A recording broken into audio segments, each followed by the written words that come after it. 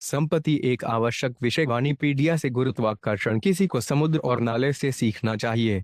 अनेक नदियों द्वारा पानी डालने के बावजूद भी समुद्र हमेशा अपनी सीमा के भीतर रहता है। इसी प्रकार व्यक्ति को जीवन की संपत्तियों का उचित उपयोग करना चाहिए और उन्हें ऐसे उद्देश्यों के लिए बर्बाद नहीं करना चाहिए जिनका कोई स्थायी मूल्य नहीं है। अनियंत्रित कामुक व्यक्ति शरीर की संपत्ति से खेलते हैं और धन इकट्ठा करते हैं, लेकिन शरीर की शक्ति का उपयोग आत्म साक्षात्कार के लिए किया जाना चाहिए, इंद्रिय संतुष्टि के लिए नहीं। मनुष्य का स्वभाव दो प्रकार का होता है, कुछ आत्मविश्लेषी हैं और अन्य असाधारण हैं। जो लोग फिजूल खर्ची करते हैं वे अभूतपूर्व सुंदरता की बाहरी विशेषताओं पर मोहित हो जाते हैं और उन्हें संपूर्ण अभिव्यक्ति के बारे में कोई जानकारी नहीं होती है। वे व्यावहारिक रूप से आत्मनिरीक्षण के लिए सोए हुए हैं और इस प्रकार वे मानव शरीर की संपत्ति से कोई स्थायी मूल्य प्राप्त करने में असमर्थ हैं।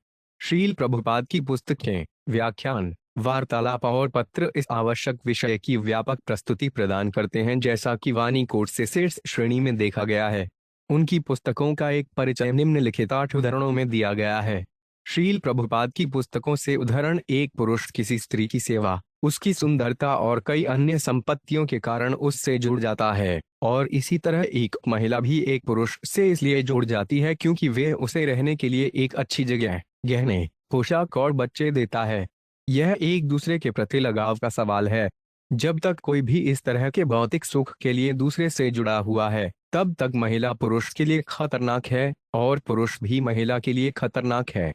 श्रीमद् भागवत 3.31-42। क्योंकि उसका किसी भी भौतिक चीज से कोई लेना देना नहीं है, तो वे राजत्व या अन्य आधिपत्य जैसे भौतिक आशीर्वादों से क्या आनंद प्राप्त कर सकता है, जो शरीर के अंत के साथ तुरंत समाप्त हो जाते हैं। भक्ति सेवा शाश्वत है, इसका कोई अंत नहीं है, क्योंकि यह आध्यात्मिक है। इसलिए क्योंकि एक शुद्ध भक्त की संपत्ति भौतिक संपत्ति से पूरी तरह से अलग होती है, इसलिए दोनों के बीच कोई तुलना नहीं है।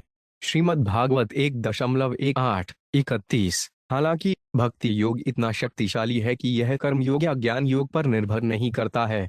भक्ति योग अपने आप में इतना शक्तिशाली है कि कर्म योग में कोई संपत्ति न रखने वाला एक अपवित्र व्यक्ति या ज्ञान योग में कोई संपत्ति न रखने वाला अनपढ़ व्यक्ति भी निसंदेह आध्यात्मिक दुनिया में ऊपर उठाया जा सकता है, अगर वे केवल भक्ति योग का पालन करता है। ममे वैश्य से असंशय। कृष्ण भगवद गीता 8.7 में कहते हैं कि भक्ति योग की प्रक्रिया से व्यक्ति निसंदेह भगवान के पास आध्यात्मिक दुनिया में वापस चला जाता है। श्रीमद् भागवत 6.1। धार्मिक सिद्धांतों को क्रियान्वित करने से जो अच्छी स्थिति प्राप्त होती है वे व्यर्थ हो जाती है, क्योंकि लूटने वाली इंद्रियां उसे छीन लेती हैं। वर्णाश्रम धर्म के नियमों के तहत धार्मिक सिद्धांतों को क्रियान्वित करने से व्यक्ति को आरामदायक स्थिति में रखा जाता है। कोई भी अपनी संपत्ति का उपयोग कृष्ण चेतना की आगे उन्नति के लिए बहुत आसानी से कर सकता है। व्यक्ति को यह समझना चाहिए कि भौतिक संसार में प्राप्त धन और अवसर को इंद्रिय संतुष्टि में बर्बाद नहीं करना चाहिए, वे कृष्ण चेतना की उन्नति के लिए हैं। श्रीमद् भागवत 5.142। संगति की इस प्रणाली की सिफारिश अनादिकाल से की जाती रही है, लेकिन झगड़े और पाखंड के इस युग में इसकी विशेष रूप से भगवान श्री चैतन्य महाप्रभु ने सिफारिश की है। भले ही किसी के पास अनुकूल तपस्या की कोई संपत्ति न हो, फिर भी अगर वे हम महात्माओं की शरण लेता है जो भगवान की महिमा का जप और श्रवण करने में लगे हुए हैं, तो वे निश्चित रूप से घर वापस भगवत धाम के रास्ते पर प्रगति करेगा। श्रीमद् भागवत 3.7-20। सभी शिक्षित और धनी व्यक्तियों को इस आंदोलन में शामिल होना चाहिए, क्योंकि धन और शिक्षा भगवान की सेवा के लिए हैं। यदि धन और शिक्षा भगवान की सेवा में नहीं लगे हैं, तो इन मूल्यवान संपत्तियों को माया की सेवा में लगाया जाना चाहिए। तथाकथित वैज्ञानिकों, दार्शनिकों और कवियों की शिक्षा अब माया की सेवा में लगी हुई है, और अमीरों की संपत्ति भी माया की सेवा में लगी हुई है। हालांकि माया की सेवा दुनिया में एक अराजक स्थिति पैदा करती है। श्रीमद् भागवत 7.14-16। यदि किसी का निताई बलराम से कोई संबंध नहीं है, तो भले ही वे बहुत विद्वान या ज्ञानी हो या उसने बहुत सम्मानित परिवार में जन्म लिया हो, ये संपत्तियां उसकी मदद नहीं करेंगी।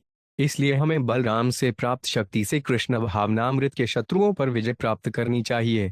श्रीमद् भागवत 7.15-45। यदि पिता का ऋण हो तो वह शत्रु माना जाता है। यदि मां ने अपने वयस्क बच्चों की उपस्थिति में दूसरा पति चुना है तो उसे शत्रु माना जाता है। यदि कोई पत्नी अपने पति के साथ ठीक से नहीं रहती परंतु बहुत अभद्र व्यवहार करती है तो वह शत्रु है, और यदि कोई पुत्र मूर्ख है तो वह शत्रु भी है। पारिवारिक जीवन में पिता, माता, पत्नी और बच्चे संपत्ति होते हैं, लेकिन यदि पत्नी या मां अपने पति या पुत्र की उपस्थिति में दूसरे पति को स्वीकार करती है तो वैदिक सभ्यता के अनुसार वे शत्रु मानी जाती है। श्रीमद् भागवत 3.23-3